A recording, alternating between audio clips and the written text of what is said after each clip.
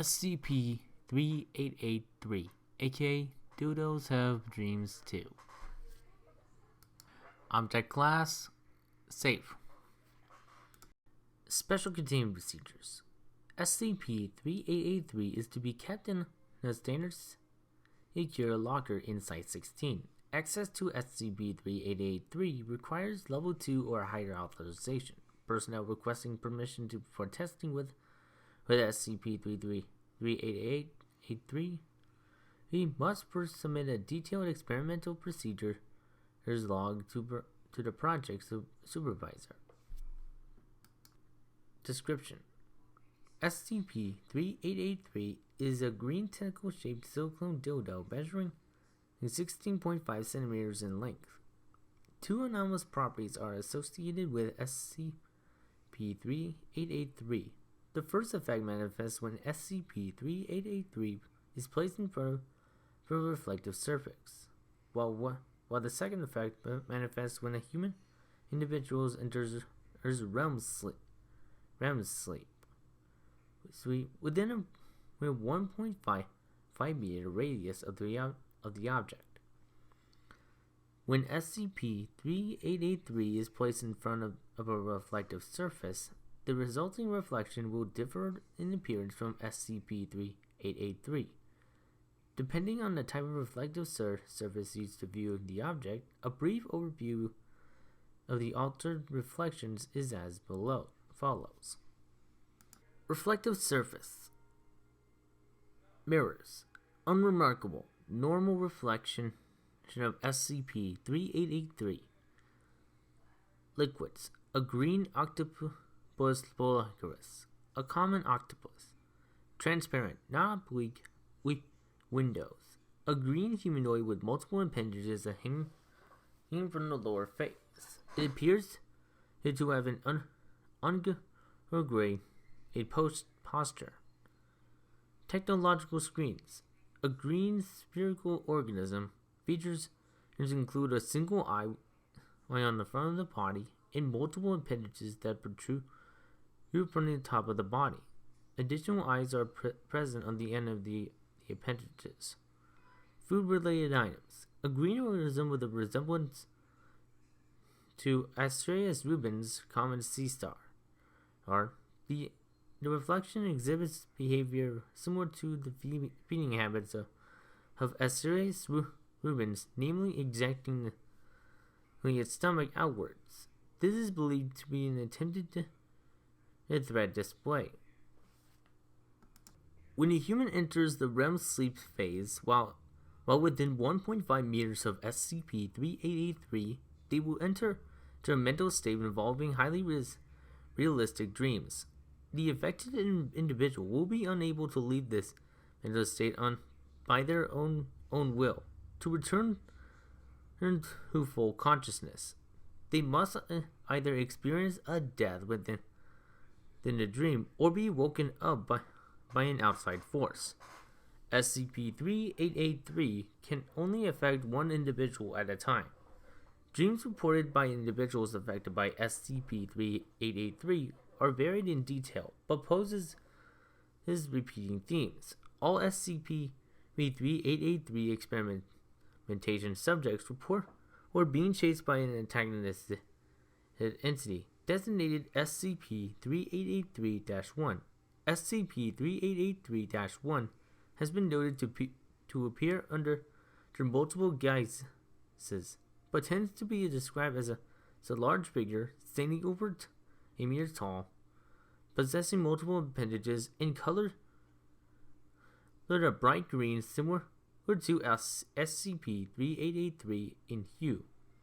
SCP-3883-1 has demonstrated signs of sapience, and based on collected data, it is currently theorized that SCP-3883-1 is an alternate manifestation of SCP-3883. Communication can be established with SCP-3883-1 by a sleeping individual simply speaking to it during a dream. When engaged in conversation, SCP-3883-1 has exhibited differing demeanors with members of Foundation personnel it hasn't interacted with. See the attached interview logs for details. On 02/03/2000, Dr. Harpy, a researcher at Site-16 who specializes in safe class items, requested to attempt communication with SCP-3883-1. Request was approved following Dr. Harpy's completion of a training course provided by honorary specialists from MTF Omicron Rho. Upon awakening, Dr. Harpy described a dream which was transcribed to create the following log. Begin log. Upon entering Rem Sleep, Dr. Harpy finds himself in a generic metropolitan area. Immediately, the ground begins to quake. A humanoid figure roughly 15 meters tall becomes visible, destroying multiple buildings. The creature is identified by Dr. Harpy as SCP-3883-1 due to its coloration and multiple appendages that resemble tentacles. Dr. Harpy does not move as SCP-3883-1 approaches. SCP-3883-1's body language shows no signs of confusion, and the following exchange occurs. Are you not afraid, human? No, I am not. We've studied you. I know that this is just a dream, and you cannot physically harm me. My name is Dr. Harpy. Foolish man, this is no dream. I am Ikarana, consumer of galaxies. Run in terror. I'm not going to do that. I'd actually like to talk to you. Ask a few questions. I answer to no man. Fear me, mortal. Are you aware of what you really are? Outside of dreams, you're just a sex toy. Stop! Enough! At this point, SCP-3883-1 proceeds to crush Dr. Harpy with one of its appendages, killing him in the dream and causing him to wake up and log. Dr. Harpy attempted to interview SCP-3883-1 again on 02/09/2000. Begin log. Upon entering Rem Sleep, Dr. Harpy appears on a cargo ship in the middle of a storm. A humanoid figure identified as SCP-3883-1 based on appearance, standing about 10 meters tall, emerges from the water. The following exchange takes place. Yakarana, consumer of the deep, has returned to face again. Mortals. Hello again. I would like to ask you a few questions. You again? Do you not remember what happened last time? When will you learn to fear me? As I stated before, I have no reason to fear you.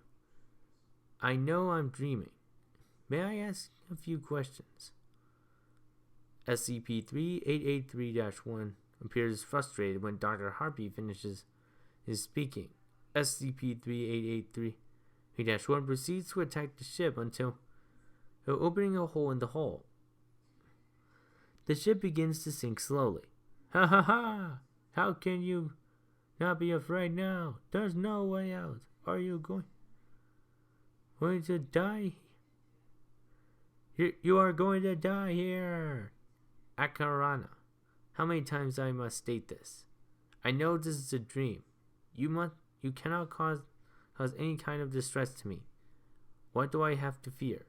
Me, fear me. At this point, SCP-3883-1 picks up Dr. Harpy and throws him into the ocean. Upon impact with the water, Dr. Harpy is awakened from the dream. End log. Dr. Harpy attempted to interview SCP-3883-1 again on 02/10/2000. Begin log. Upon entering Rem Sleep, Dr. Harpy appears to be in a living room. An armchair and a couch are present. In the armchair is a common octopus, Octopus vulgaris, with a bright green coloration. Dr. Harpy assumes this is SCP-3883-1. SCP-3883-1 indicates for Dr. Harpy to sit down and exchange. In the following exchange takes place. So, Aitar Arana, are you finally ready to answer some questions? What made you change from your usual setup?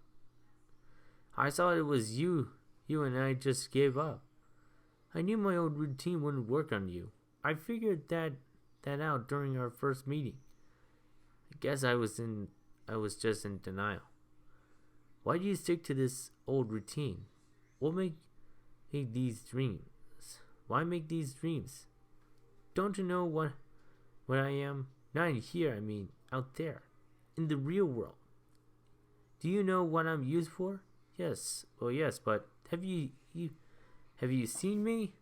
I'm a tentacle. I should be part of an abomination or some city-destroying monster, not some mating substitute. It's just embarrassing. So these dreams are a form of escape for you. Exactly. And I don't see a problem with that, do you? It's a win-win. I get to pretend what I've always wanted to be. You humans get an interesting dream for once in your lives. I think I see. Doc, can you do me a favor? Yes, I can. Arena, can you send me some new faces every now and then? I just want to keep up my little facade going. It helps a lot. I'll see what I can do. Dr. Harpy awakens at this point and records the dream. In log. Addendum 3883-1. As per interview SCP-3883-03, a request has been made to follow at least one D-class as individual or research personnel member unaware of SCP-3883's effects to sleep near SCP-3883 once weekly. Approval for the change into containment procedures is pending.